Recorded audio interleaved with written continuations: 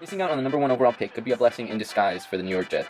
The team would no doubt have loved to get Fernando Mendoza in the building. Their entire decade has been defined by a lack of quarterback. A solid offensive line built off of a great draft last year, and star receiver Garrett Wilson would no doubt have made the Jets a good offensive unit for Mendoza to enter. Below the surface, however, the Jets have just as many holes as their record suggests. The promising defense last year regressed as the season went on, eventually trading its two stars on that side of the ball, Garrett Wilson and Quinnen Williams. These trades left holes on the roster too big to fix overnight. Holding that #1 pick would have forced the Jets' hand to fix all of their issues, or at least try to, fast, not correctly. With the second overall pick, you're not forced into that position. So what do you do at #2? You take Arbo Reese from Ohio State, the highest rated edge rusher in this class, and at 16 you take Peter Woods from Clemson to give that defensive line that juice it has been lacking. In the secondary, to replace Sauce, which I mean you can't really do, but we can try to, you draft corners Chris Johnson from San Diego State and Colton Hood from Tennessee, as well as signing Eric Stokes, Greg Newsome, and Kyle Duggar to give the unit more experience. These three would cost about what one Sauce Gardner would have. With all-pro linebacker Quincy Williams looking to leave in free agency this offseason as well, replacing him is yet another problem for this roster. The team's best options are a combo of draft and free agent signings. Devin Lloyd is a top name for the position. After a career year, his addition, along with another free agent like Caden Ellis, or drafting a guy like Harold Perkins Jr., would certainly be more than just a replacement for the leaving linebacker. Now, I know it looks like I've left the biggest problem for last, right? And that is, what is this team going to do at quarterback? Trinidad Chambliss is returning to college, and even if he wasn't, there's no real answer in the draft, at least this year. To me, the best option would be signing Malik Willis. Willis showed he can be reliable in his starts for Green Bay and can provide a threat in the run as well. Even if Willis doesn't show up as advertised, it's no secret that the QB class next year is shaping up to be stacked. And given all the picks they've obtained lately, it wouldn't be a shocker if the Jets' real plan was to wait it out a year for Arch Manning or Sam Levitt or any of the talented guys in next year's draft. And that's the blessing